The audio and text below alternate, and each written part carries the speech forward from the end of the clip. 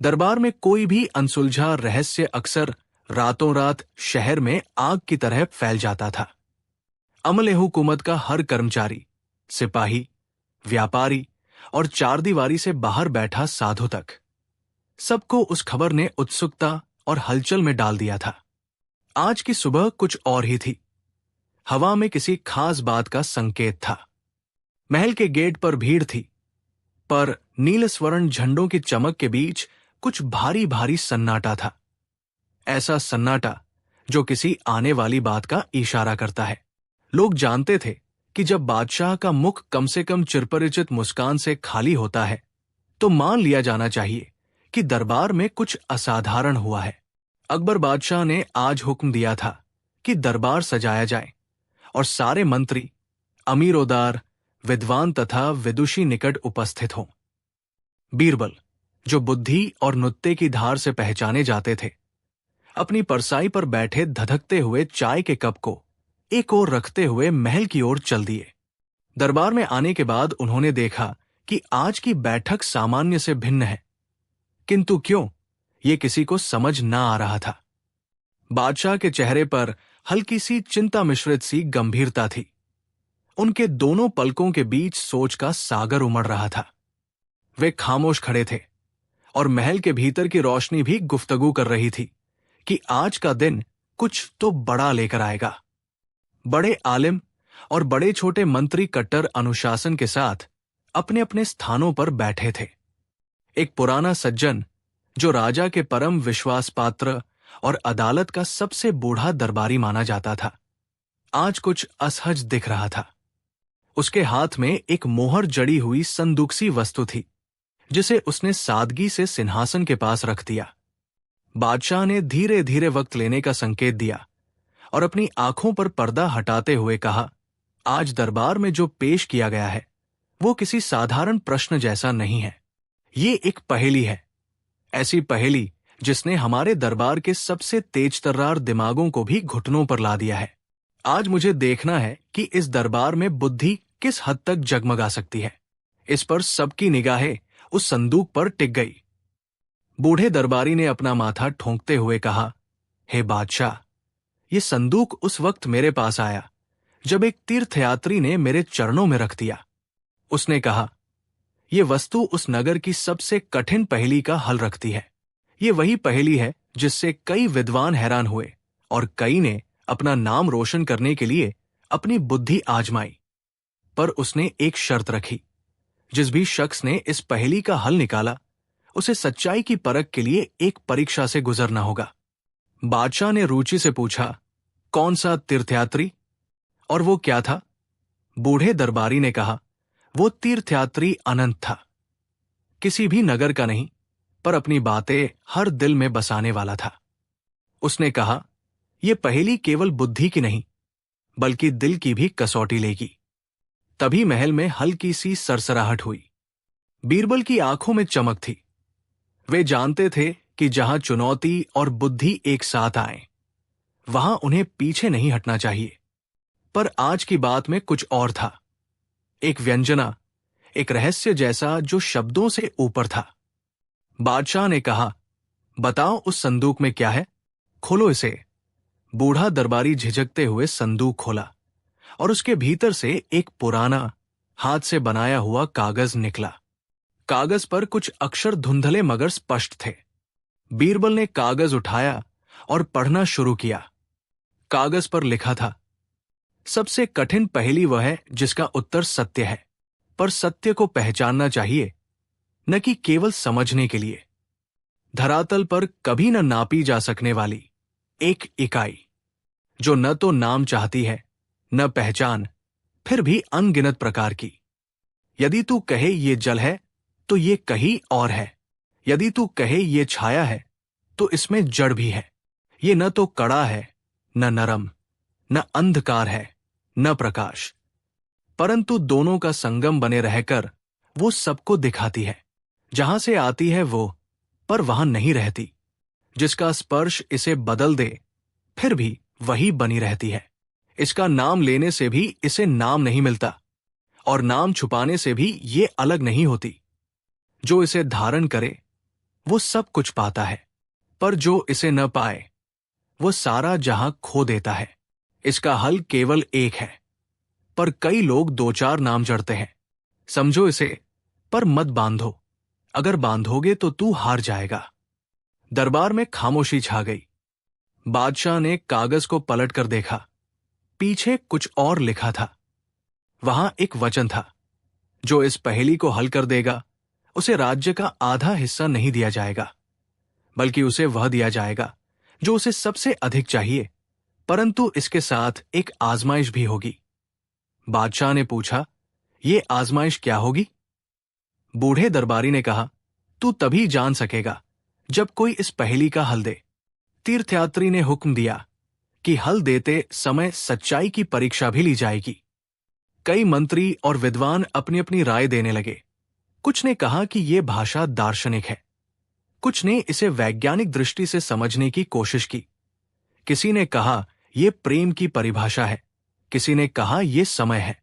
परंतु हर बार जब किसी ने उत्तर दिया, कागज पर केवल एक एक अक्षर सा शून्य सा स्थान उभरता गया। एक चिन्ह जो हंसता हुआ कहता था, तुमने सोचा पर समझा नहीं। बीरबल ने ध्यान से कागज पढ़ा, फिर बादशाह की ओर देखा।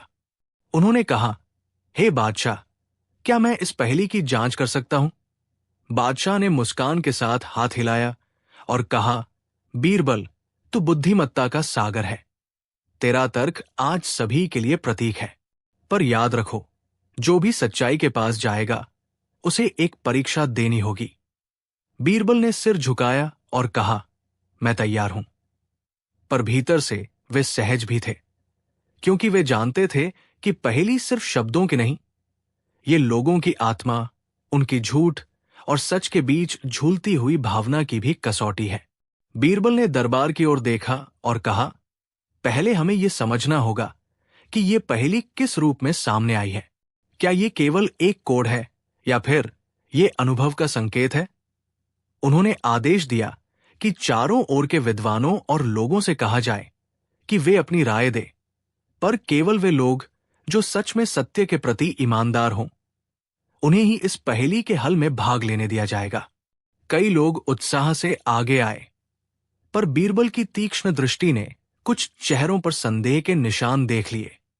वे जानते थे कि सत्य की परीक्षा बहुत बार वो नहीं जानती जो केवल बुद्धि से हल किया जाए, ये तो दिल की सच्चाई भी मांगती है। बीरबल ने सबसे पहले दरबार के एक छोटे से व्यापारी से पूछा, जिसका नाम हामिद था। हामिद ने कहा, यह प्यार है। बीरबल ने पूछा, क्यों?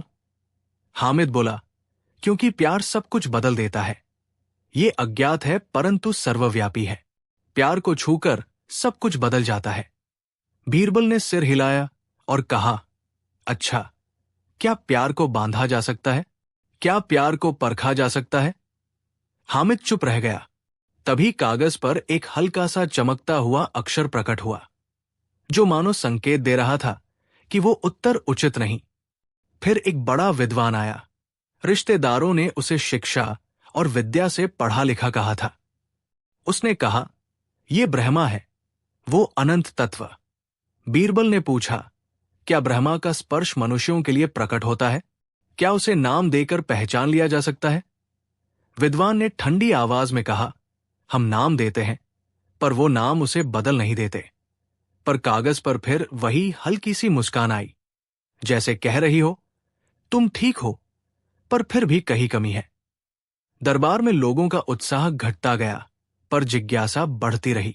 बीरबल ने स्वयं कुछ अलग तरीका अपनाया। उन्होंने दरबार के सबसे गरीब और सबसे विनम्र बालक को बुलाया। बालक का नाम छोटा जान था। वो एक दिन पहले ही महल की दालान पर सो रहा था। छोटा जान ने बेधड़क कहा, यह भरोसा है। बादशाह और दूसरे सभी हक्के बक्के रह गए। बीरबल ने पूछा, भरोसा कैसे? छोटा जान बोला, जब किसी को तू अपना मान लेता है तो सारी दुनिया उसके हाथ में होती है। भरोसा जल रहा का दीपक है, यदि तू उसे बुझा देगा तो सब कुछ अंधकार में बदल जाएगा। कागज पर फिर हल्का सा संकेत आया, पर इस बार वो संकेत और भी मृदु था, जैसे कहे कि छोटा जान ने कुछ छू लिया है। बीरबल ने धीरे से कहा, छोटा जान, क्या तू सत्य को पहचानने में सक्षम है? यदि कोई दिखावे के पीछे झूठ छुपा रहा हो तो तू कैसे पहचान करेगा? छोटा जान मुस्कुराया और बोला, सच छाती पर धड़कता है, झूठ पर्दा ओढ़कर चलता है। सच को नजर से भी परखा जा सकता है, पर झूठ के नकाब के बिना। बीरबल ने फिर देखा और कहा, ठीक है, पर यह भी आवश्यक है कि हम ये समझें कि यह पहेली किसी वस्तु की नहीं, बल्कि एक स्थिति, एक अवस्था की है। यदि हम इसे एक इकाई से माने तो वो क्या हो सकती है? वे चुप हुए और हर कोई उनके बोलने की प्रतीक्षा करने लगा। बीरबल ने कहा, सच को पहचानने के लिए हमें न केवल जोड़ तोड़ करना होगा, बल्कि अनुभव करना होगा। इसलिए मैं आज एक प्रयोग करूंगा, पर यह प्रयोग केवल बुद्धि से नहीं, बल्कि दिल से भी परखा जाएगा। बीच दरबार में एक मध्यम आयु का युवा आगे आया। उसका नाम अरमान था। उसे दरबार के कुछ सुलेखों का अनुवादक कहा जाता था। बीरबल ने उससे कहा, अरमान, तुम्हें क्या चाहिए? अरमान ने कहा, मैं चाहता हूं कि मैं सच्ची पहचान कर सकूं, पर मैं कुछ भी खोना नहीं चाहता। बीरबल ने मुस्कुराकर कहा, ठीक है, मैं तुम्हें एक प्रस्ताव देता हूं। यदि तुम सत्य के पास जाना चाहते हो तो तुम्हें एक चीज छोड़नी होगी। अरमान ने कहा, क्या छोड़नी होगी? बीरबल ने कहा, एक मोह, कुछ ऐसा जो तुम्हारे दिल को बांधे रखता है। अरमान के चेहरे पर सिहरन पड़ी, पर उसने कहा, मैं तैयार हूं। इसी प्रकार कई लोगों ने अपनी अपनी चीजें छोड़ी, कोई धन, कोई मान सम्मान, कोई नाम की लालसा। कुछ ने झिझक दिखाई, पर वे जानते थे कि यदि सच तक पहुंचना है तो त्याग भी जरूरी है। दिन ढलता गया और तकरीबन सभी ने अपनी अपनी परख दी, पर पहेली का उत्तर अभी भी स्पष्ट नहीं हुआ। तब बीरबल ने दरबार से कहा, अब हम आखिरी कदम उठाएंगे। इस संदूक में कुछ और है, देखो। उन्होंने संदूक खोला और उसके भीतर से एक छोटा शीशा निकाला, जिसमें एक साफ दर्पण लगा हुआ था। सभी ने हैरानी से देखा। दर्पण साधारण था, पर उसके किनारे पर कुछ अक्षर उकेरे गए थे। सत्य तब दिखाई देता है जब तू खुद को देखता है। बादशाह ने पूछा, क्या ये उस पहेली का हिस्सा है? बीरबल ने कहा, हां, ये आखिरी कड़ी है। आइए हम देखते हैं कि कौन इसमें अपना प्रतिबिंब पहचानने के लिए तैयार है। बीरबल ने हर किसी से कहा कि वे शीशे में देखें और जो भी उनके मन में आए उसे बिना झूठ बोले बताएं। कुछ लोग शीशे को देखते ही झिझक गए, क्योंकि शीशा न केवल बाहरी रूप दिखाता है, बल्कि अंदर के विचार भी बाहर लाता है। कुछ ने शीशे में खुद को धनवान, शक्तिशाली देखा, कुछ ने उसमें अपने भय और शंकाएं पाई। शीशे में वो सब कुछ साफ साफ दिखाई देता था जो आंखों से छिपा रहता है। मन की सच्चाई, चेहरे की नकाब, दिल की धड़कन। कई लोगों ने झूठ बोला, पर शीशा हमेशा सच्चाई का प्रतिबिंब देता रहा। जब अरमान ने शीशा देखा, उसने अपना असली चेहरा देखा, एक साधारण, चिंता भरा चेहरा जो सत्य की खोज में जिज्ञासु था। उसने धीरे से कहा, यह पहचान है। बीरबल ने झट से कहा, क्या पहचान? अरमान ने जवाब दिया, पहचान अपने आप की। इस पहेली की इकाई खुद की पहचान है। हम सब दुनिया में ढेरों नाम और रूप रचते हैं, पर जब हम खुद को देखने का साहस कर ले, तभी सत्य प्रकट होता है। जो ये कहे कि ये जल है या ये छाया, वो अपनी परछाई में भटक रहा है। कागज पर इस बार अक्षरों की एक तेज चमक आई, जैसे कि पहेली ने स्वीकार किया हो कि किसी ने सच का स्पर्श किया है। बादशाह ने पूछा, फिर ये क्यों सबसे कठिन पहेली कही गई? क्या केवल खुद की पहचान इतनी कठिन है? बीरबल ने कहा, हां, जरा सोचिए। दुनिया की हर चीज को आप देख सकते हैं, उसे नाम दे सकते हैं, बना सकते हैं, पर खुद के अंदर झांकना, अपनी कमजोरियों, अपने भय, अपने भेदभावों को स्वीकारना, यह सबसे कठिन काम है। इसी के साथ एक और बात है, जो कोई भी स्वयं को बदलना चाहे, उसे अपनी छवि को तोड़ना होगा, अपनी परतों को हटाना होगा। और यह अक्सर ऐसा होता है कि लोग इसे सहन नहीं कर पाते। इसलिए अनेक विद्वानों ने शब्दों से इसे परिभाषित करने का प्रयास किया, पर असली हल तभी मिलता है जब तुम अपने अंदर झांको। बादशाह ने गंभीरता से कहा, अगर ये सही है तो ये आज की सबसे उपयोगी सीख है। पर तीर्थयात्री की आजमाइश क्या थी? बूढ़े दरबारी ने कहा, तीर्थयात्री ने कहा था कि हल देने पर सच्चाई की परीक्षा होगी, कि क्या जिसने हल दिया वो सच में अपने आप से सच्चा है या केवल दिखावा कर रहा है।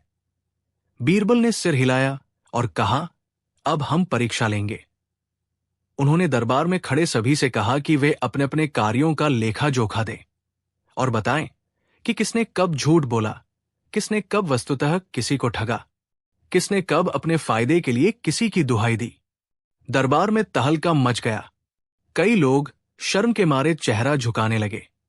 कुछ ने अपने अपराधों को स्वीकार कर लिया, कुछ ने झूठ से बचने की कोशिश की, पर शीशा नजर में उनके कर्तव्य की परछाईला रूप दिखा रहा था। जिसने सच कहा उसे शीशा शांत और निर्मल दिखा, पर जिसने छल छद्म से काम लिया उसे अंतर्मन का भार दिखाई दिया। अंत में जब सारा हिसाब रखा गया तब बादशाह ने कहा, तो इसका पुरस्कार क्या होगा? बूढ़ा दरबारी बोला, तीर्थयात्री ने कहा था, जिसने खुद को पहचाना उसे वही दिया जाएगा जिसकी उसे सच्ची भूख है। बीरबल ने आगे कहा, देखो, कई लोगों ने धन और नाम छोड़ा, पर वे फिर भी अपने भीतर वही पुराने रहे। पर अरमान ने अपनी ईमानदारी दिखाई। उसने कहा कि वो केवल ज्ञान चाहता है, वो नाम और मान के पीछे नहीं भागता। इसलिए मैं कहता हूं कि इन सभी में अरमान वह है जिसने वास्तव में पहेली का हल छुआ है। पर आज की परीक्षा में उसने स्वीकार किया कि उसने मोह में कुछ खोया है। वो अपनी गलतियों को स्वीकार कर सकता है और सुधार भी कर सकता है। बादशाह ने मुस्कुराकर कहा, तो इनाम क्या होगा? बीरबल ने कहा, इनाम देना आसान है, पर वास्तविक इनाम यह है कि जो इस पहेली को समझ लेता है वो अपनी मिसाल बनकर राज्य में सच्चाई का प्रचार करेगा। अरमान को हम शिक्षा का उत्तरदायित्व देंगे। वो युवा वक्ताओं और विद्वानों का मार्गदर्शन करेगा, पर उसकी असली आजमाइश ये होगी कि क्या वह अपनी नई समझ को बनाए रख पाएगा या फिर वो फुसल कर वही पुराना बन जाएगा। अरमान ने सिर झुकाया और कहा, मैं स्वीकार करता हूं। बादशाह ने कहा, तो ये इनाम है, तुम्हारी यही जिम्मेदारी और साथ में राज्य की ओर से एक साधारण अवार्ड। अरमान ने आभार व्यक्त किया और उसने कसम खाई कि वो सच्चाई के मार्ग से विचलित नहीं होगा। दरबार के बाहर जैसे ही लोग फैले, सबकी जुबान पर यही चर्चा थी। आज हमने देखा कि सबसे कठिन पहेली अंतः स्वयं की पहचान थी। कुछ लोग दुखी हुए क्योंकि उन्हें अपनी कमजोरियां दिख गई। कुछ ने निर्णय लिया कि वे अपने कामों में सुधार लाएंगे। छोटी छोटी दुकानों में, अंबारों में और चौपालों में भी वही विषय चर्चा बन गया। लोग अपने अक्स को शीशे में देखकर सोचने लगे कि क्या वे भी खुद को पहचान पाएंगे, क्या वे भी अपनी पहचान की खोज में निकले होंगे। कुछ समय बाद तीर्थयात्री का नाम भी पता चला। वो एक भ्रमजीवी साधु था जो राह राह लोगों को बुद्धि संदेश देता फिरता था। उसने शहर में आते ही कहा था कि वो एक ऐसी पहेली लेकर आया है जो हर दिल को परख कर जांच लेगी।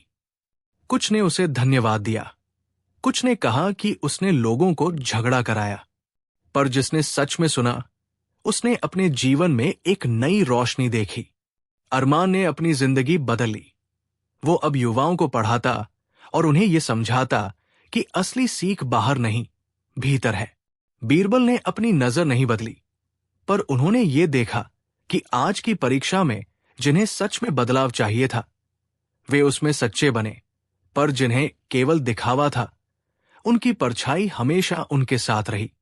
कई सालों बाद भी जब कोई प्रश्न उठता कि महाराज के दरबार में आई सबसे कठिन पहेली कौन सी थी, तो लोग वही कहते, वो पहेली जिसने हमें हमारे भीतर झांकने का साहस दिया। और हर बार जब कोई युवा अपने अहंकार से लड़ते हुए सत्य को अपनाता तो लोग कहते कि उस दिन बीरबल ने एक शीशा खोला जिससे हर इंसान ने अपने आप को देखा। ये शीशा भले धातु का या कांच का था, पर इसका असली महत्व उस पल में था जब इंसान ने अपनी असलियत को स्वीकार किया।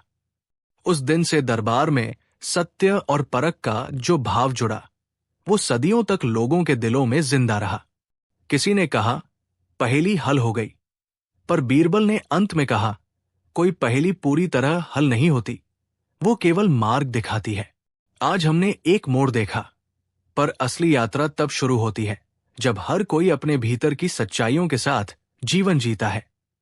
और इस प्रकार दरबार में आई सबसे कठिन पहेली ने न केवल अकबर के दरबार को, बल्कि समूचे नगर को सिखा दिया कि सबसे बड़ी कठिनाई अक्सर वही होती है जिसे हम सबसे करीब समझते हैं, हमारा स्वयं का प्रतिबिंब। एक छोटी सी सीख, सत्य की खोज बाहर नहीं, भीतर है।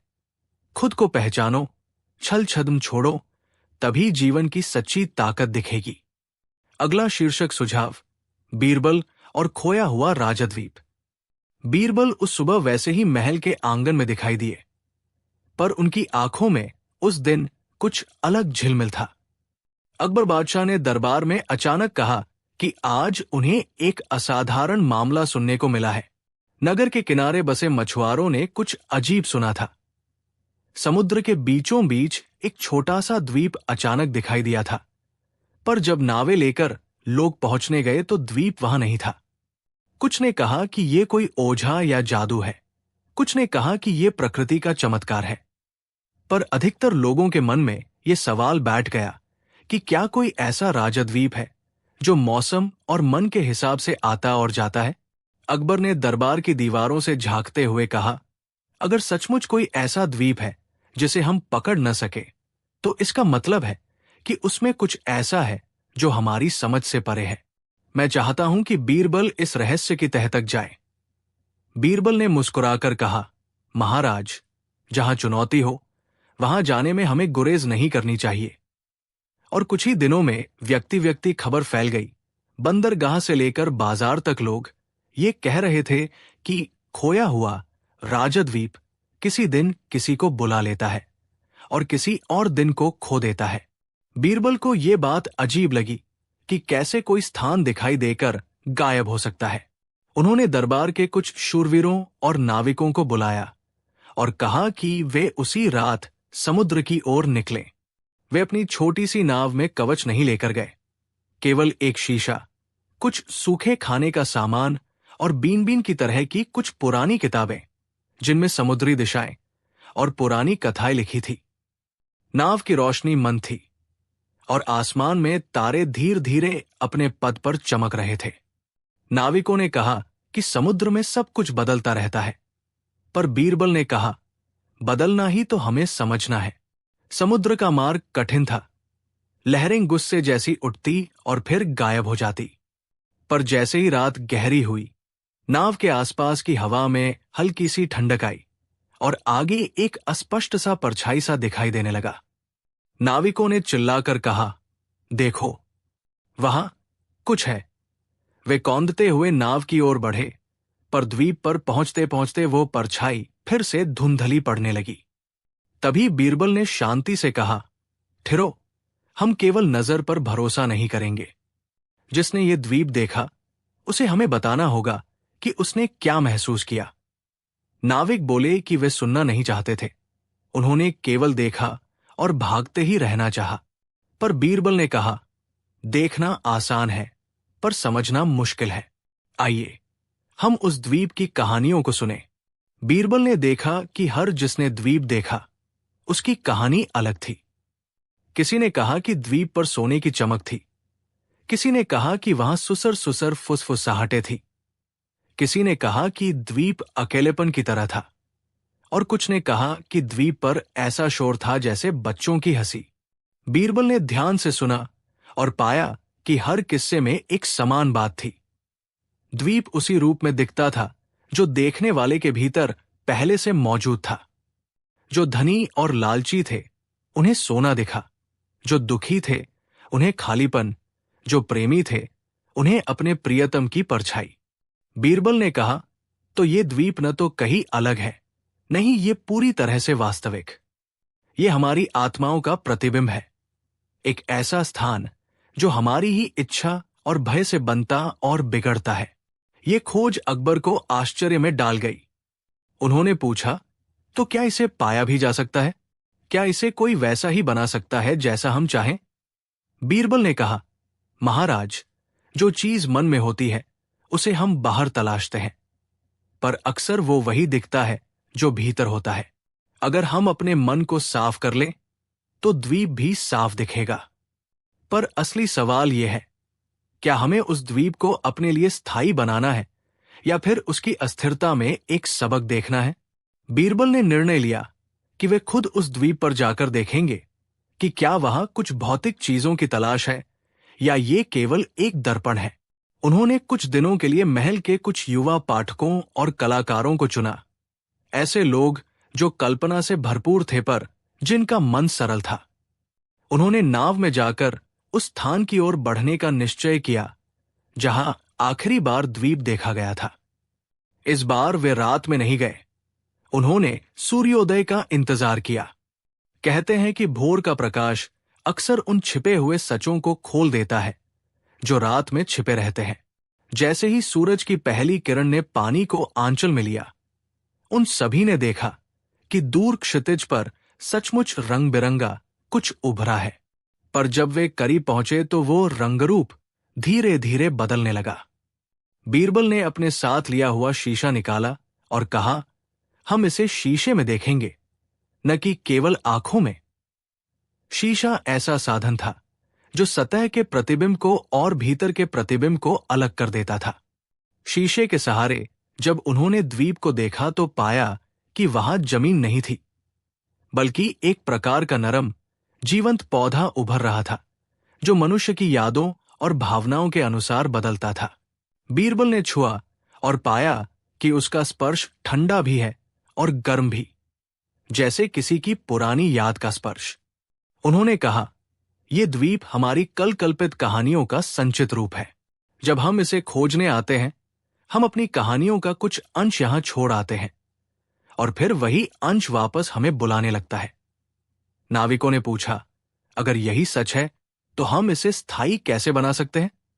बीरबल मुस्कुराए और बोले, जो चीज स्थायी है वो भीतर का काम है, हमारे कर्म, हमारे सच्चे इरादे। बाहरी चीजों को पकड़ने की कोशिश में हम अक्सर भूल जाते हैं कि स्थायित्व केवल भीतर से आता है। बीरबल ने एक योजना बनाई। उन्होंने कहा कि वे उस द्वीप पर कुछ बीज बोएंगे, पर कोई साधारण बीज नहीं। वे ऐसे बीज थे जिन्हें कविताओं, कहानियों और अच्छे कर्मों की याद में संग्रहित किया गया था। हर व्यक्ति ने जो दुख और भूल निगमित किए थे, उन्हें शब्दों में बदलकर उन बीजों के साथ दिए।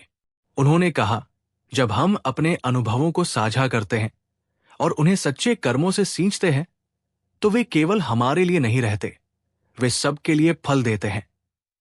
बीरबल ने एक एक बीज जमीन में रखा और उसे अपने हाथों से सींचा, बिना किसी दिखावे के, बिना किसी लालच के। और जो देखा गया वो अद्भुत था। धीरे धीरे उस जगह पर लतापीड़ उगने लगी, पर वे लताएं और पेड़ न तो सोने से बनते थे, न ही माला फूल से। वे बनते थे उन लोगों के नाम, उन प्रेम भरी कहानियों और उन सच्चे कर्मों से जिनके बीज बोए गए थे। समुद्र में ये बात फैल गई कि जिसने भी वहां सच्चे इरादे से कुछ छोड़ा, उसे द्वीप ने अपना आशीर्वाद दिया। पर कुछ लोग शंका में थे। वे सोचते थे कि क्या ये सब दिखावा नहीं है। इसलिए बीरबल ने कहा कि जो चाहें वे अपनी आंखों और दिलों से खुद आकर देखें। धीरे धीरे लोगों ने जाना कि जो व्यक्ति वहां जाकर अपने बनावटी अभिमानों को छोड़कर गया, वो लौटकर खुश और हल्का सा हुआ आता था। जिन लोगों ने केवल दिखावे में कुछ छोड़ा, उन्हें कुछ भी प्राप्त नहीं हुआ। इससे यह सिद्ध हुआ कि राजद्वीप कोई सामान्य खजाना नहीं था। ये एक साधना स्थान था जो अंदर की अच्छाइयों को बाहर लाता था और बाहर की दिखावटी चीजों को मांगता था कि वे पहले सच बने। एक बार की बात है कि महल का एक बड़ा मंत्री, जो हर समय धन और पद के पीछे भागता था, उसने सोचा कि वो इस द्वीप को पकड़कर उसे अपने नाम कर लेगा। उसने सोने चांदी और कीमती वस्तुएं लेकर द्वीप पर पहुंचा और कहा, मैं इस द्वीप को खरीदता हूं। द्वीप ने एक मंद मुस्कान की तरह हल्की सी हलचल दिखाई पर जोर से कुछ नहीं कहा। मंत्री ने अपनी खजाने की बोरी खोली, पर जो चमक वहां थी वो मंत्री की लालसा के अनुसार बदलती ही रही। जब तक मंत्री ने अपनी लालसा में कमी नहीं की, द्वीप ने उसे कुछ भी दिया नहीं। अंत में मंत्री को समझ आ गया कि बाहरी लालच से कुछ भी स्थायी नहीं होता।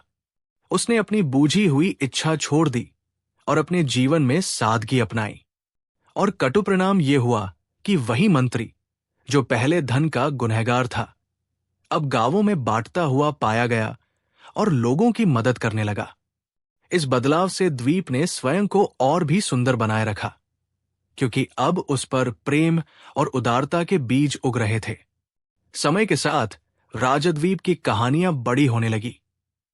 लोग दूर दूर से आते और वहां की मिट्टी में अपनी छोटी छोटी खुशियों के बीज बोते। पर एक बार एक जोरदार तूफान आया जिसने द्वीप के किनारों को हिला दिया। लोगों का भय बढ़ गया, कहीं द्वीप फिर गायब न हो जाए। तब बीरबल ने कहा, अगर हम चाहते हैं कि ये जगह स्थायी रहे तो हमें इसे केवल देखने और पाने का नहीं, बल्कि इसकी रक्षा का भी वचन देना होगा।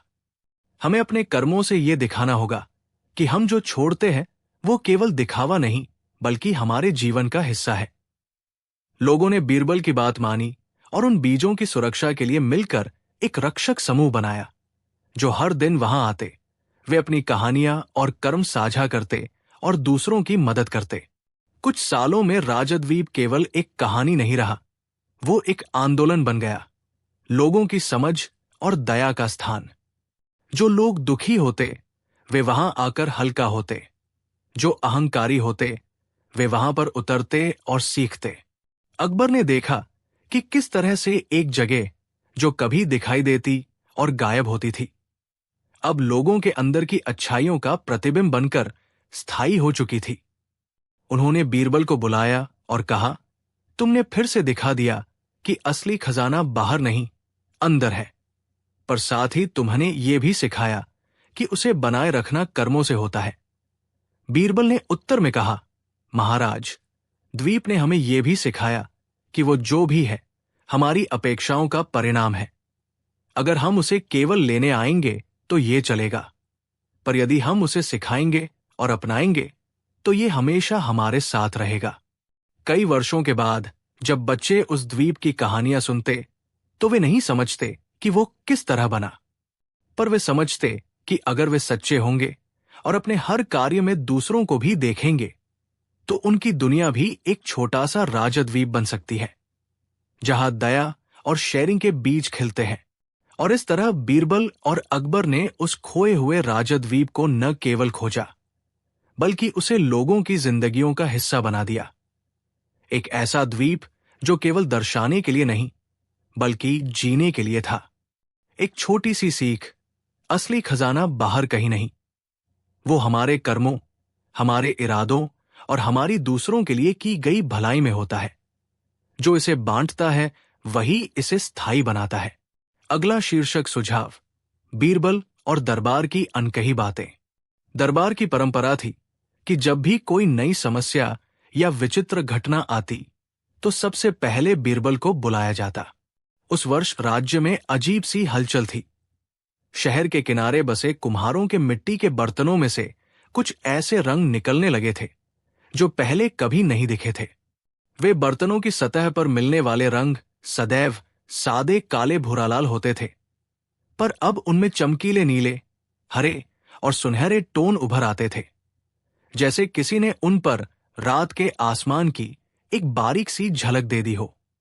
यह बात जल्द ही महल तक पहुंची और अकबर बादशाह ने आदेश दिया कि बीरबल इस रहस्य की जांच करें। बीरबल ने नाराजगी के बजाय उत्सुकता के साथ कहा, महाराज, मिट्टी तो वही है, कुम्हार वही है, फिर ये रंग कहां से आते हैं? आइए देखते हैं। वे उसी दिन बाजार की ओर चल पड़े और कुम्हारों के घरों में उतरकर बैठ गए। कुछ बर्तनों पर नए रंग की परछाई थी, कुछ पर हल्की सी चमक, पर कुछ बर्तन बिल्कुल पुराने रंग में ही दिखते थे। बीरबल ने कुम्हारों से पूछा कि क्या किसी ने बर्तनों पर नया कोई लेप लगाया है या कोई विदेशी पदार्थ मिला है। कुम्हारों ने उलझन से बताया, नहीं बीरबल साहब, हमने वही पुरानी मिट्टी इस्तेमाल की है और वही पुराना ठायल। पर रात में जब चांद निकलता है तो कुछ बर्तनों पर एक अजीब सी रोशनी आ जाती है। कुछ लोग कहते ये किसी जादू की वजह है, तो कुछ बोले ये कोई नया मौसम का चक्र है। बीरबल ने शहर के वृद्धों से भी पूछा, पर किसी को भी ऐसा अनुभव पहले नहीं था। तब उन्होंने सोचा कि यदि हमने किसी चीज को बदलते देखा है तो हो सकता है कि वो बदलाव मानवों की भावनाओं से जुड़ा हो। वे वापस महल आए और बादशाह को सब कुछ सुनाया। अकबर ने कहा, अगर ये लोगों की भावनाओं से जुड़ा है तो बड़ा काम होगा, क्योंकि भावनाएं बदलती रहती है। पर अगर ये किसी बाहरी कारण से है तो भी खतरनाक संकेत है। तू क्या सोचता है बीरबल? बीरबल ने कहा, महाराज, मैं दोनों पहलुओं को जांचना चाहूंगा, बाह्य और भावनात्मक। पर इसके लिए हमें रात को भी वहां रहना होगा। महल ने कुछ प्रतिनिधियों का दल तैयार किया, कुछ विद्वान, कुछ कलाकार और एक दो कवि भी। बीरबल ने खास तौर पर एक छोटी लड़की का चयन किया जिसका नाम मीरा था। मीरा महल के बगीचे में फूलों को पानी देती थी और उसका मन बहुत कोमल था। वो अक्सर दूसरों की बातों को बिना किसी दोषारोप के सुन लेती। बीरबल ने कहा, यदि यह रंग वास्तव में भावनाओं से जुड़ा है तो मीरा की सादगी हमें असल मनोभाव दिखाएगी। वे सारे लोग रात को कुम्हारों के पास रुकने का निश्चय कर बैठे। रात आई और चांद जब उभरा तो बर्तनों में हल्की सी रोशनी नजर आई। पर इस बार कुछ अलग था, जैसे किसी ने उन रंगों को धीरे धीरे उठाया हो। कुछ बर्तन पर नीला उभरा, कुछ पर सुनहरा और कुछ पर एक ऐसा हरा कि देखते ही सुकून मिला। बीरबल ने ध्यान से देखा और फिर मीरा से कहा, मेरे पास आओ और उन बर्तनों को छूकर बताओ कि तुम क्या महसूस कर रही हो। मीरा ने पहले एक दो बर्तन छुए। जो बर्तन नीले थे उनसे उसे ठंडक मिली और उसने कहा कि उसे अपने पिता की याद आई जो 12 साल पहले मरे थे। जो सुनहरे रंग के थे वे उसे खुशी की भावनाएं दे रहे थे और जो हरे रंग के थे वे शांति और ममता का आभास दे रहे थे। ये सुनकर बीरबल की भौहें ऊंची हो गई। बीरबल ने कहा, देखा, ये रंग किसी के मन की स्थिति को दर्शाते हैं। पर क्यों केवल कुछ बर्तनों पर यह रंग दिखता है? क्या बर्तन किसी के मन से जुड़े हुए थे?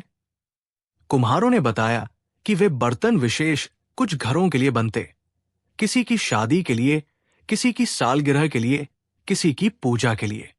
बीरबल ने तुरंत समझ लिया कि हर बर्तन का संबंध उस व्यक्ति के इरादे और भावना से है जिसने उसे बनवाया। उन्होंने सुझाव दिया कि अगले दिन उन कुछ घरों से बात की जाए जो इन बर्तनों के आदेश देते थे। अगले दिन जब दल उन घरों में पहुंचा तो उन्होंने पाया कि जिन घरों में बर्तन विशेष प्रेम और स्नेह से बनवाए गए थे उनके बर्तनों पर सुखद रंग थे। जिन घरों में गुस्से या धोखे के साथ बनवाए गए थे उनके बर्तनों पर कुछ काला सा धब्बा था। ऐसा महसूस हुआ जैसे रंग दबे हुए हों। बीरबल ने कहा, यह केवल बर्तनों की बात नहीं है। हम जिस चीज को हाथों में बनाते हैं उसमें हमारी भावना भर जाती है।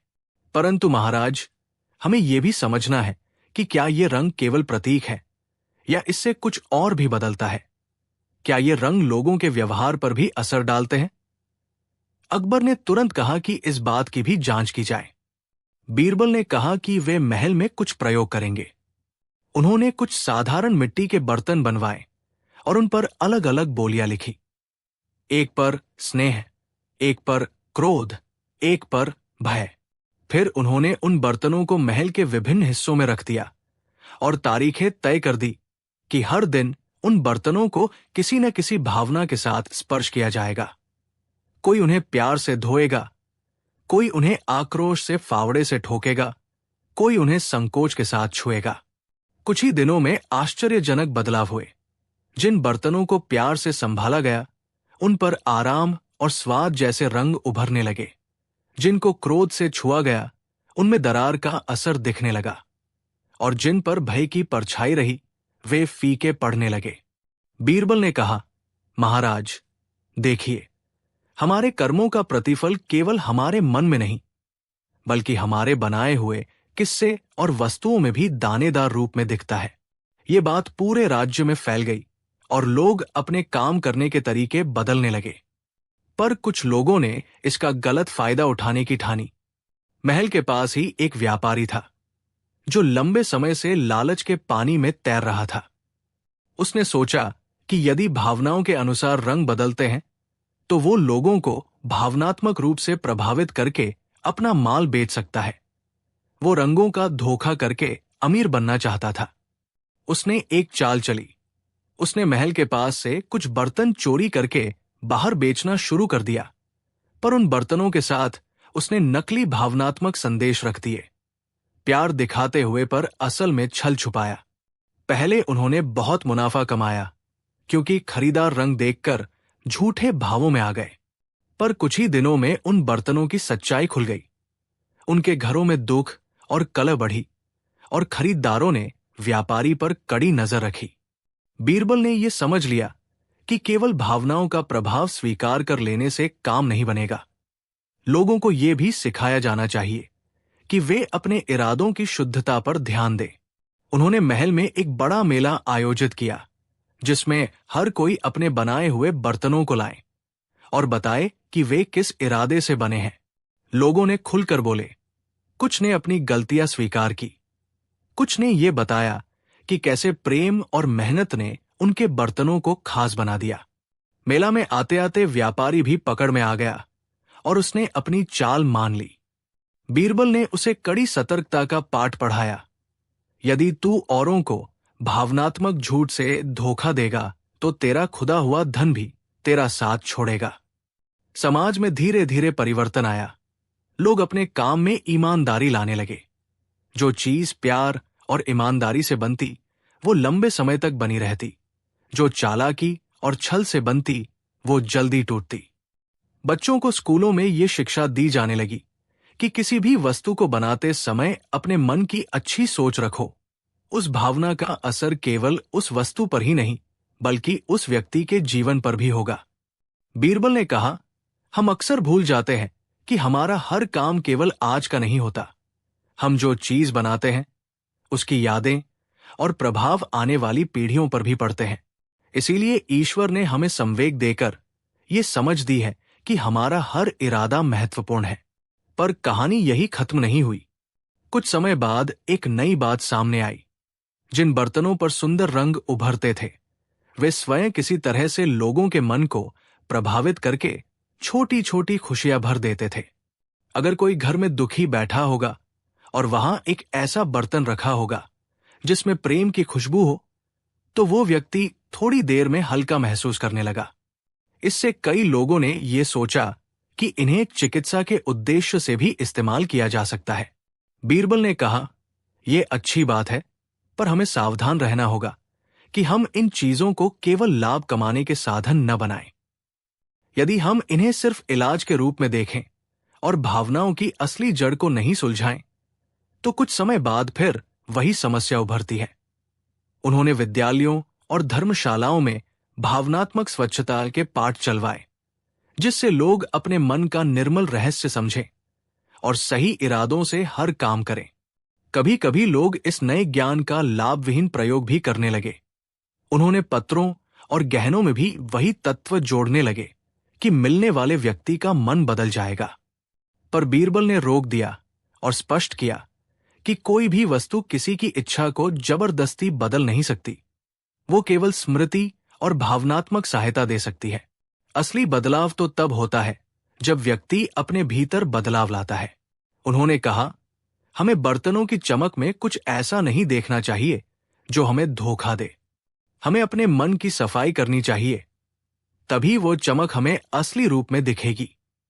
समय बीतता गया और राज्य में शांति और संतुलन लौट आया।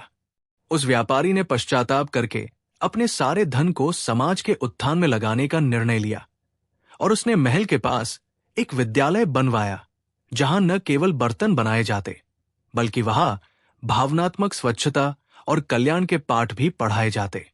कुम्हारों ने अपनी कला में नई नजाकत जोड़ दी और लोग अपने घरों में हर बर्तन को सम्मान से रखने लगे, क्योंकि उन्होंने समझ लिया था कि बर्तन किसी की कहानी और उस पर डाले गए इरादों का दस्तावेज होते हैं। अकबर बादशाह ने बीरबल की बुद्धिमत्ता और दूरदर्शिता की सराहना की। उन्होंने कहा, तुमने एक छोटी सी घटना में समाज की जड़ें पकड़ ली और उसे सिखा दिया कि मन का हर स्पर्श मायने रखता है। बीरबल ने मुस्कुराकर कहा, महाराज, संसार की सबसे बड़ी जादुई चीज वही है जो हर दिन हमारे हाथों से निकलती है, हमारे कर्म। यदि हम उन्हें साफ और नेक रखेंगे तो हमारे घरों और समाज में प्राकृतिक सुंदरता स्वतः आएगी। और इस प्रकार बर्तनों के रंगों की कहानी ने केवल एक रहस्य का हल नहीं दिया, बल्कि लोगों के विचार और समाज की बुनावट दोनों में एक सकारात्मक मोड़ ला दिया। कई सालों तक लोग उस दिन को याद करते रहे जब बर्तन सीख गए कि भावनाएं भी रंग बन जाती है, और उस सरल संदेश को वे अगली पीढ़ियों तक पहुंचाते रहे। बाजार की गलियां अब केवल व्यापार का स्थान न रही, वे स्मृति और सम्मान की जगह बन गई, जहां हर वस्तु को उसकी भावना के अनुरूप स्थान दिया जाता। मीरा की सरलता, बीरबल का विवेक और अकबर का न्यायबोध मिलकर उस राष्ट्र को एक नई दिशा दे गए, जहां हर काम के पीछे का कारण और भावना समान रूप से मानी जाती थी। एक छोटी सी सीख, हमारे हर कर्म और इरादे इरादे का असर केवल आज पर नहीं, आने वाले कल पर भी होता है। इसलिए हर काम प्रेम और ईमानदारी से करो, क्योंकि भावना ही चीजों को असल सुंदरता देती है। अगला शीर्षक सुझाव, बीरबल और खोए हुए समय की घड़ी। बीरबल उस दिन महल के आंगन में देर से आए। उनके चेहरे पर थोड़ी सी थकान और मन में कोई हल्की सी उलझन थी। अकबर बादशाह ने उनकी ओर देखते हुए कहा, बीरबल, आज नगर में कुछ अजीब हो रहा है। लोग कहते हैं कि समय गायब हो रहा है। किसी के सुबह के 5 मिनट गायब हो जाते हैं, किसी के जिया हुआ 1 घंटा जैसे महोत्सव में समा गया हो। कुछ लोग अपनी यादों के छोटे छोटे हिस्से खो बैठे हैं। ये कैसी बीमारी है? बीरबल ने अपनी पराई सीधी करते हुए मुस्कुराया और कहा, महाराज, समय का खेल बड़ा चालाक होता है, पर जहां चालाकी हो वहां हम भी चालाकी की 1-2 बूंद डालेंगे। अकबर ने आदेश दिया कि बीरबल इस रहस्य की तह तक जाए। बीरबल ने सबसे पहले बाजारों, खेतों और गली-नुक्कड़ों तक जाकर लोगों से बात की। हर कोई बेचैनी में था। एक चाय वाले ने कहा कि उसकी घड़ी रोज सुबह 10 मिनट पीछे आ जाती है। एक मां ने कहा कि उसकी रसोई में रखी घड़ी रातों रात टिक टिक बंद हो जाती है और फिर अचानक आगे कूद जाती है। एक स्कूल की मास्टरनी बोली कि उसके बच्चों की घड़ियों के पत्ते झड़कर गायब हो गए, पर वे फिर रात में वापस आ जाते हैं। हर कथन में एक बात मिली, समय जिस तरह से चलता था उसमें हालिया दिनों में असंतुलन आ गया था। पर कौन इसे करता था और क्यों, यह सबसे बड़ा सवाल था। बीरबल ने एक योजना बनाई। उन्होंने दरबार में बुलाया सभी विद्वान, घंटाकार, घड़ी बनाने वाले और ज्योतिषियों को। घंटाकारों ने कहा कि उनकी बनाई घड़ियां तो वर्षों से एक ही तरह चल रही थी। यदि घड़ी का मैकेनिज्म ठीक है तो ऐसा क्यों हो रहा है? ज्योतिषियों ने ग्रहों के संयोग की बात कही, पर बीरबल ने कहा, ग्रहों की चाल ने हमेशा हमारे साथ मेल किया है, पर आज के बदलाव में कुछ और है। हमें किसी ऐसे चिन्ह की तलाश करनी होगी जो समय को छेड़े। वे रात को महल के सबसे बड़े हॉल में एक सभा नेत्रीकरण का आयोजन करा के सभी को बुलाकर कहा कि वे अगले 3 दिनों तक अपने घरों में रखी छोटी छोटी घड़ियों को महल में लाकर रखें। हम देखेंगे कि कौन सी घड़ियां अजीब व्यवहार कर रही हैं। बीरबल ने कहा। लोग आश्चर्यचकित हुए पर सहमति दे दी। 3 दिनों के बाद महल के हॉल में सैकड़ों घड़ियां जमा हो गई। पुरानी, नई, लकड़ी की, धातु की और कांच की। सबका एक एक करके परीक्षण हुआ। बीरबल ने ध्यान से देखा। किसी किसी घड़ी में कोयले की तरह कालिक जमी थी, तो कुछ में गुनगुना पानी। पर अचानक उन्होंने देखा कि एक पुरानी छोटी जेब घड़ी में कुछ अजीब चमक है। उसके अनुक्रमों में एक हल्की सी लहर दिखाई दे रही थी, जैसे समय उसके आसपास से बहकर गुजर रहा हो पर अटक भी रहा हो। उस जेब घड़ी को लेकर बीरबल ने महल के पंसारी, जो घड़ी सुधारते थे, को बुलाया। पंसारी ने जेब घड़ी खोली और एक छोटा पेपर टुकड़ा निकाला। एक बहुत ही पुराना पीला हुआ कागज, जिस पर लगभग मिट्टी सी सील लगी थी। उस पर कुछ अक्षर उतरे थे, समय की मांग। बीरबल की नजरें चमक उठीं। ये कोई साधारण पत्र नहीं था। बीरबल ने कागज पढ़ा और बारीकी से देखा। पत्र में लिखा था कि बहुत पहले किसी ने समय की आवश्यकता महसूस करके उसे एक थैली में बांधने की कोशिश की थी, पर समय वो चीज नहीं जो थैली में रहे। जिसने भी उसे बांधा, उसने कुछ हिस्सा खो दिया और कोई अंश उसे वापस मांगने लगा। भीतर छिपी एक चेतावनी थी, समय को बांध कर मत रखना, वो लौट कर मांगेगा। बीरबल समझ गए कि इस रहस्य का केंद्र कुछ इस तरह की वस्तु है जो समय को नापतोल कर किसी में बांध रही है। पर किसने उसे बांधा और किस लिए? उन्होंने शहर के पुराने पुस्तकालय और अभिलेखागार की खोज की। वहां एक बूढ़ा ग्रंथ मिला। उसमें लिखा था कि सदियों पहले एक अल्पज्ञानी पर लालची कवि था, जिसका नाम कल्याण था। वो कवि समय की शक्ति से मोहित था। वो चाहता था कि उसके गीत शाश्वत रहें, कि उसके नाम पर सालों साल लोग याद रखें। उसने माना कि यदि वो समय का एक हिस्सा बांध ले, तो उसकी रचना समय से भी ऊपर हो जाएगी। उसने एक खास सीधी तरकीब अपनाई, एक सूक्ष्म यंत्र बनाया, जिसमें कुछ समय के अंश को एक क्रिस्टल में बांधने की चेष्टा की गई। पर समय ने बताया कि उसे बांधा नहीं जा सकता। उसे बांधने का अर्थ है किसी के हिस्से को चुरा लेना, और उसी चोरी का असर आज नगर में दिखाई दे रहा था। बीरबल ने कहा, तो किसी ने इस कोशिश की थी, पर यह पूरी तरह नाकाम रही और समय के कुछ अंश बिखर गए। अब वे अंश लोगों के चारों ओर कहीं कहीं घुल रहे हैं, कभी किसी की घड़ी में फंसकर, कभी किसी के यादों में घुसकर। पर अब सवाल यह था कि वो क्रिस्टल या वो यंत्र अब कहाँ है? अगर वो मिल जाए तो क्या समय वापस आ जाएगा? बीरबल ने सोचा कि कल्याण का वंशज ये रहस्य जानते होंगे। कवि की पीढ़ियां कहानियों में पिघल गई थी, पर शायद कहीं किसी के पास किसी पुरानी वस्तु का नाम हो। खोज जारी रही। कई दिनों की थकान के बाद बीरबल को एक पुराने तांबेदार व्यापारी के घर की जानकारी मिली। वो व्यापारी ग्रामीण कला के शौकीन थे और उनकी अलमारी में कई पुरानी चीजें थी। बीरबल ने व्यापारी के घर जाकर देखा। वहां एक यूंसाही क्रिस्टल पड़ा हुआ था, जो धुंधला और पुराना था, पर उसकी तह में कुछ हल्की सी चाल थी। व्यापारी ने बताया कि यह वस्तु उसे सालों पहले एक मंडी में मिली थी। वो खरीदकर घर लाई, पर उसे कभी काम में न लाया। व्यापारी की आंखों में उत्साह के साथ भय भी था, क्योंकि उस क्रिस्टल की आकृति कुछ कह रही थी। बीरबल ने क्रिस्टल को हाथ में लिया और एक कुरकुरा सनसनी उनकी रूह में गुजरी, जैसे किसी ने उनके हाथ से कुछ छीन लिया और फिर लौटा दिया हो। वे क्रिस्टल महल लेकर आए और उसे दरबार में रखा। अकबर ने पूछा, अब हम क्या करेंगे? बीरबल ने कहा, हमें समझना होगा कि यह क्रिस्टल समय के किस अंश को थाम रहा है। क्या वह अंश लौटाया जा सकता है?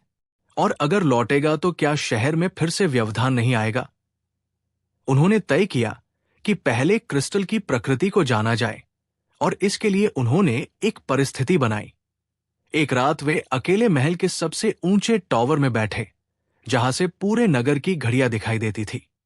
बीरबल ने धीरे से क्रिस्टल को सामने रखा और कहा, अगर तू समय का अंश है तो हमें दिखा दे कि तू किसका हिस्सा लेता है। अकबर बादशाह ने बीरबल की बुद्धिमत्ता और दूरदर्शिता की सराहना की। उन्होंने कहा, तुमने एक छोटी सी घटना में समाज की जड़ें पकड़ ली और उसे सिखा दिया कि मन का हर स्पर्श मायने रखता है। बीरबल ने मुस्कुराकर कहा, महाराज, संसार की सबसे बड़ी जादुई चीज वही है जो हर दिन हमारे हाथों से निकलती है, हमारे कर्म। यदि हम उन्हें साफ और नेक रखेंगे तो हमारे घरों और समाज में प्राकृतिक सुंदरता स्वतः आएगी। और इस प्रकार बर्तनों के रंगों की कहानी ने केवल एक रहस्य का हल नहीं दिया, बल्कि लोगों के विचार और समाज की बुनावट दोनों में एक सकारात्मक मोड़ ला दिया। कई सालों तक लोग उस दिन को याद करते रहे जब बर्तन सिक गए कि भावनाएं भी रंग बन जाती है, और उस सरल संदेश को वे अगली पीढ़ियों तक पहुंचाते रहे। बाजार की गलियां अब केवल व्यापार का स्थान न रही, वे स्मृति और सम्मान की जगह बन गई, जहां हर वस्तु को उसकी भावना के अनुरूप स्थान दिया जाता।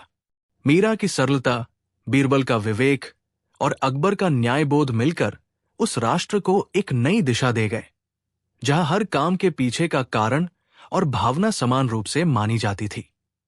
एक छोटी सी सीख, हमारे हर कर्म और हर इरादे का असर केवल आज पर नहीं, आने वाले कल पर भी होता है। इसलिए हर काम प्रेम और ईमानदारी से करो, क्योंकि भावना ही चीजों को असल सुंदरता देती है। अगला शीर्षक सुझाव, बीरबल और खोए हुए समय की घड़ी। बीरबल उस दिन महल के आंगन में देर से आए। उनके चेहरे पर थोड़ी सी थकान और मन में कोई हल्की सी उलझन थी। अकबर बादशाह ने उनकी ओर देखते हुए कहा, बीरबल, आज नगर में कुछ अजीब हो रहा है। लोग कहते हैं कि समय गायब हो रहा है। किसी के सुबह के 5 मिनट गायब हो जाते हैं, किसी के जिया हुआ 1 घंटा जैसे महोत्सव में समा गया हो। कुछ लोग अपनी यादों के छोटे छोटे हिस्से खो बैठे हैं। ये कैसी बीमारी है? बीरबल ने अपनी पराई सीधी करते हुए मुस्कुराया और कहा, महाराज, समय का खेल बड़ा चालाक होता है, पर जहां चालाकी हो वहां हम भी चालाकी की 1-2 बूंद डालेंगे। अकबर ने आदेश दिया कि बीरबल इस रहस्य की तह तक जाए। बीरबल ने सबसे पहले बाजारों, खेतों और गली नुक्कड़ों तक जाकर लोगों से बात की। हर कोई बेचैनी में था। एक चाय वाले ने कहा कि उसकी घड़ी रोज सुबह 10 मिनट पीछे आ जाती है। एक मां ने कहा कि उसकी रसोई में रखी घड़ी रातों रात टिक टिक बंद हो जाती है और फिर अचानक आगे कूद जाती है। एक स्कूल की मास्टरनी बोली कि उसके बच्चों की घड़ियों के पत्ते झड़कर गायब हो गए, पर वे फिर रात में वापस आ जाते हैं।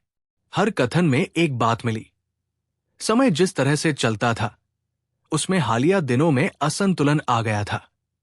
पर कौन इसे करता था और क्यों, यह सबसे बड़ा सवाल था। बीरबल ने एक योजना बनाई। उन्होंने दरबार में बुलाया सभी विद्वान, घंटाकार, घड़ी बनाने वाले और ज्योतिषियों को। घंटाकारों ने कहा कि उनकी बनाई घड़ियां तो वर्षों से एक ही तरह चल रही थी। यदि घड़ी का मैकेनिज्म ठीक है तो ऐसा क्यों हो रहा है? ज्योतिषियों ने ग्रहों के संयोग की बात कही, पर बीरबल ने कहा, ग्रहों की चाल ने हमेशा हमारे साथ मेल किया है, पर आज के बदलाव में कुछ और है। हमें किसी ऐसे चिन्ह की तलाश करनी होगी जो समय को छेड़े। वे रात को महल के सबसे बड़े हॉल में एक सभा नेत्रीकरण का आयोजन करा के सभी को बुलाकर कहा कि वे अगले 3 दिनों तक अपने घरों में रखी छोटी छोटी घड़ियों को महल में लाकर रखें। हम देखेंगे कि कौन सी घड़ियां अजीब व्यवहार कर रही हैं। बीरबल ने कहा।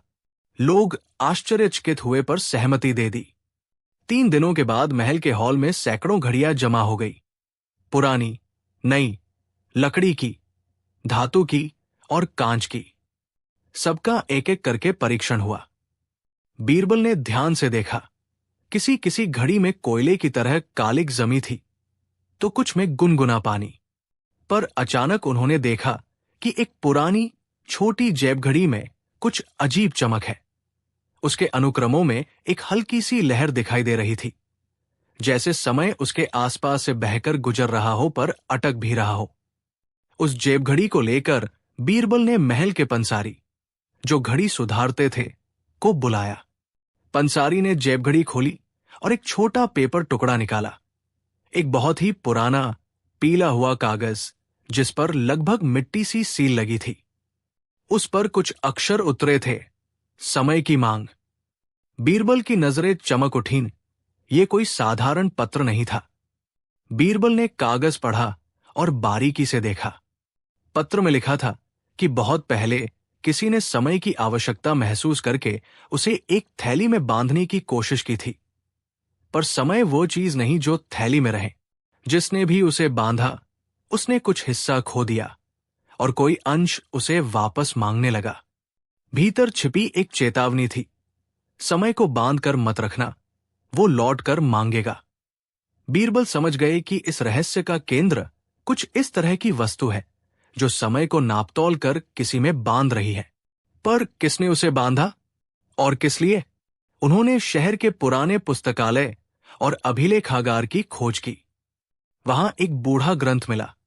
उसमें लिखा था कि सदियों पहले एक अल्पज्ञानी पर लालची कवि था जिसका नाम कल्याण था। वो कवि समय की शक्ति से मोहित था। वो चाहता था कि उसके गीत शाश्वत रहें, कि उसके नाम पर सालों साल लोग याद रखें। उसने माना कि यदि वो समय का एक हिस्सा बांध ले तो उसकी रचना समय से भी ऊपर हो जाएगी। उसने एक खास सीधी तरकीब अपनाई, एक सूक्ष्म यंत्र बनाया जिसमें कुछ समय के अंश को एक क्रिस्टल में बांधने की चेष्टा की गई। पर समय ने बताया कि उसे बांधा नहीं जा सकता। उसे बांधने का अर्थ है किसी के हिस्से को चुरा लेना, और उसी चोरी का असर आज नगर में दिखाई दे रहा था। बीरबल ने कहा, तो किसी ने इस कोशिश की थी, पर यह पूरी तरह नाकाम रही और समय के कुछ अंश बिखर गए। अब वे अंश लोगों के चारों ओर कहीं कहीं घुल रहे हैं, कभी किसी की घड़ी में फंसकर, कभी किसी के यादों में घुसकर। पर अब सवाल यह था कि वो क्रिस्टल या वो यंत्र अब कहाँ है? अगर वो मिल जाए तो क्या समय वापस आ जाएगा? बीरबल ने सोचा कि कल्याण का वंशज ये रहस्य जानते होंगे। कवि की पीढ़ियां कहानियों में पिघल गई थी, पर शायद कहीं किसी के पास किसी पुरानी वस्तु का नाम हो। खोज जारी रही। कई दिनों की थकान के बाद बीरबल को एक पुराने तांबेदार व्यापारी के घर की जानकारी मिली। वो व्यापारी ग्रामीण कला के शौकीन थे और उनकी अलमारी में कई पुरानी चीजें थी। बीरबल ने व्यापारी के घर जाकर देखा। वहां एक यूं सा ही क्रिस्टल पड़ा हुआ था जो धुंधला और पुराना था, पर उसकी तह में कुछ हल्की सी चाल थी।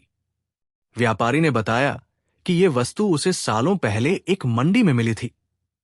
वो खरीदकर घर लाई, पर उसे कभी काम में न लाया। व्यापारी की आंखों में उत्साह के साथ भय भी था, क्योंकि उस क्रिस्टल की आकृति कुछ कह रही थी। बीरबल ने क्रिस्टल को हाथ में लिया और एक कुरकुरा सनसनी उनकी रूह में गुजरी, जैसे किसी ने उनके हाथ से कुछ छीन लिया और फिर लौटा दिया हो। वे क्रिस्टल महल लेकर आए और उसे दरबार में रखा। अकबर ने पूछा, अब हम क्या करेंगे? बीरबल ने कहा, हमें समझना होगा कि यह क्रिस्टल समय के किस अंश को थाम रहा है। क्या वह अंश लौटाया जा सकता है? और अगर लौटेगा तो क्या शहर में फिर से व्यवधान नहीं आएगा? उन्होंने तय किया कि पहले क्रिस्टल की प्रकृति को जाना जाए, और इसके लिए उन्होंने एक परिस्थिति बनाई। एक रात वे अकेले महल के सबसे ऊंचे टॉवर में बैठे, जहां से पूरे नगर की घड़ियां दिखाई